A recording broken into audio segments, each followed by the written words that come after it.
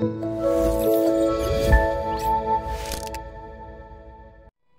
pagi Bapak Ibu dan saudara-saudara yang dikasihi dan diberkati Tuhan. Shalom.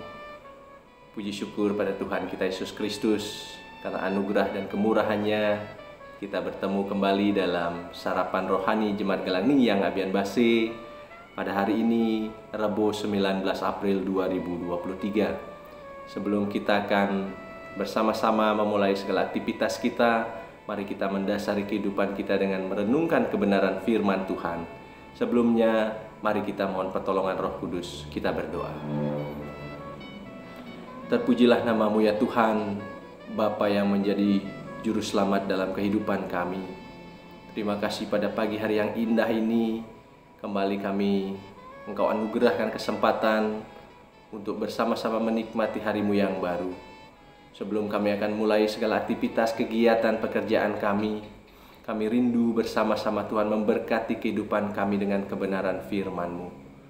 Biarlah Tuhan menganugerahkan kami roh hikmat, kebijaksanaan, sehingga kami dapat mengerti dan memahami maksud kebenaran firman-Mu. Terima kasih ya Tuhan, biarlah firman-Mu ini boleh menjadi berkat dan kekuatan bagi kehidupan kami. Di dalam nama Putra-Mu Tuhan kami Yesus Kristus kami berdoa. Amin. Bapak Ibu dan saudara-saudara sekalian, firman Tuhan yang disiapkan bagi kita pada pagi hari ini yang pertama terambil dari Sakaria 8 ayatnya yang ke-13. Aku akan menyelamatkan kamu sehingga kamu menjadi berkat. Kemudian bacaan kita yang kedua terambil dari 2 Korintus 3 ayatnya yang ke-5. Dengan diri kami sendiri kami tidak sanggup untuk memperhitungkan sesuatu seolah-olah pekerjaan kami sendiri.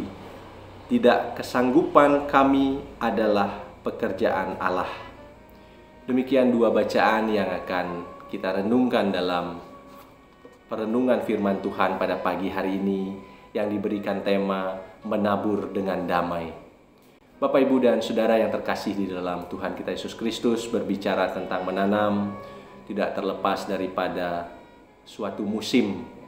Istilah musim bukan hal yang asing bagi kita semua, terlebih bagi Bapak Ibu yang berprofesi sebagai petani yang senantiasa menunggu musim panas untuk menuai dan juga musim hujan untuk memulai kembali menanam benih.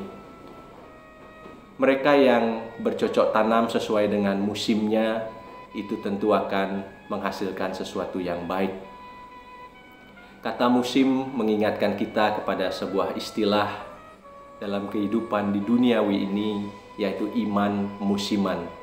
Istilah ini ditujukan untuk orang-orang yang hanya beriman ketika mengalami kegembiraan atau ketika hanya mendapatkan sukacita dari Tuhan. Tetapi ketika mengalami penderitaan, beranggapan bahwa Allah menjauhkan diri dari mereka seperti yang dialami oleh bangsa Israel dalam kitab Sakaria. Bangsa Israel menjadi putus asa dan pada akhirnya Israel menjadi sunyi dan sepi. Situasi dan keadaan inilah yang melatar belakangi pemberitaan Sakaria ketika menyampaikan firman Tuhan yang menjadi bacaan kita saat ini.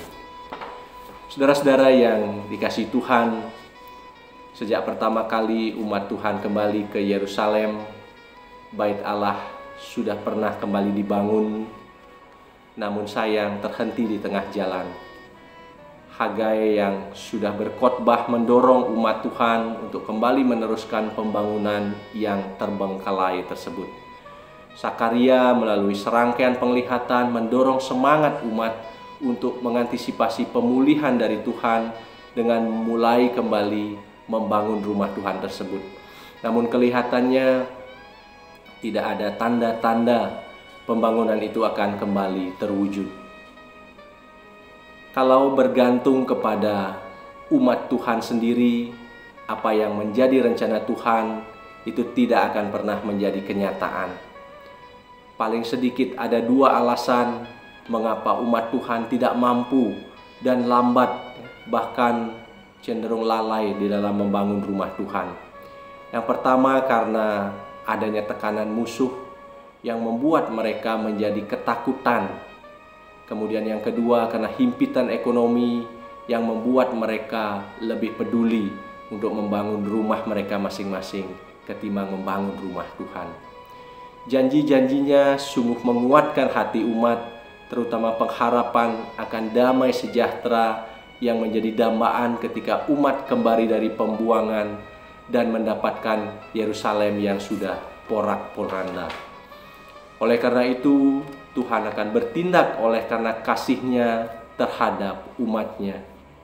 Yerusalem akan dipulihkan sedemikian sehingga akan menjadi tempat yang damai dan juga tempat yang indah.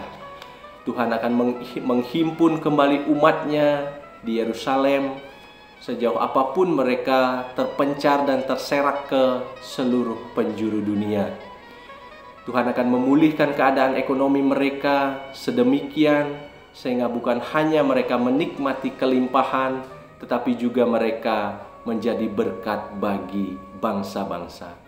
Pemulihan yang akan Tuhan kerjakan di tengah-tengah umat-Nya niscaya membuat mereka akan tercengang dan tidak percaya karena hal tersebut berada di luar kemampuan manusiawi mereka. Saudara-saudara yang dikasihi Tuhan, jawaban atas respon kasih Allah menjadi bagian yang tak terpisahkan dari kehidupan beriman umat Allah. Keselamatan bukan hasil usaha manusia, tetapi sebagai anugerah dan pemberian daripada Allah.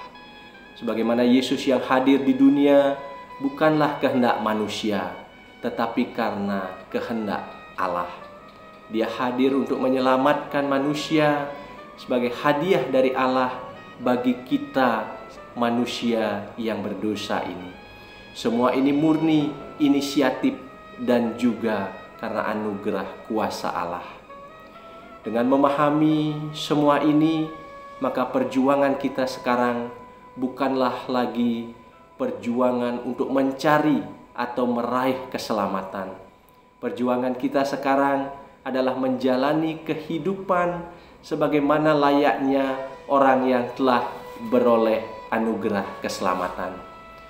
Sebagaimana firman Tuhan di masa Sakaria telah menjadi suatu kenyataan pada waktunya yang ditentukan oleh Allah sendiri.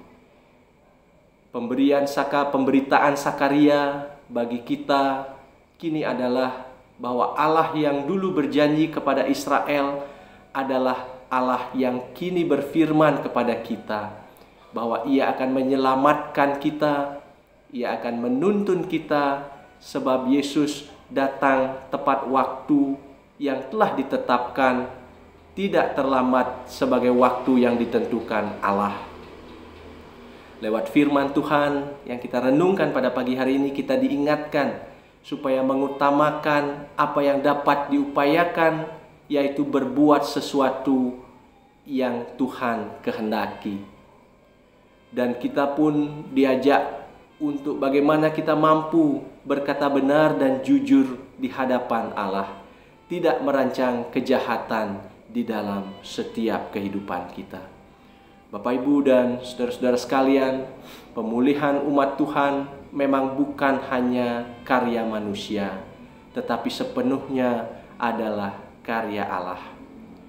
Apa yang mustahil bagi manusia lakukan karena dibatasi oleh dosa dan kelemahan, tidak mustahil di mata Tuhan. Kasih setia dan kemahakuasaannya akan benar-benar memastikan pemulihan itu terjadi. Amin. Mari kita berdoa. Terima kasih ya Tuhan. Tuhan boleh memberkati kami dengan kebenaran firman-Mu. Biarlah ya Tuhan, di dalam setiap kehidupan kami boleh menjadi anak-anak yang semakin taat dan semakin setia di dalam memberitakan kebenaran firman-Mu. Terlebih-lebih kami boleh hidup seturut dengan kebenaran firman-Mu. Pada pagi hari ini ya Tuhan, kami akan memulai segala aktivitas, kegiatan, dan usaha pekerjaan kami. Dimanapun keberadaan kami ya Tuhan, apapun yang menjadi rencana kami serahkan semua ke dalam tangan-Mu. Biarlah Tuhan turut campur dimanapun kami berada. Biarlah perlindungan Tuhan senantiasa menyertai kami dan menjauhkan kami dari segala mara bahaya. Seluruh jemaat-Mu Tuhan yang telah mempersiapkan diri untuk melaksanakan setiap aktivitas, biarlah Tuhan memberkati kami semua. Kami menyerahkan seluruh kehidupan kami sepanjang hari ini ke dalam tangan-Mu. Biarlah anugerah Tuhan senantiasa melindungi kami. Terpujilah nama-Mu ya Tuhan. Inilah seru permohonan kami yang kami naikkan di dalam nama Putra-Mu Tuhan kami, Yesus Kristus. Amin. Selamat berkarya Bapak Ibu dan saudara-saudara sekalian. Kiranya Tuhan senantiasa memberkati kita semua. Shalom.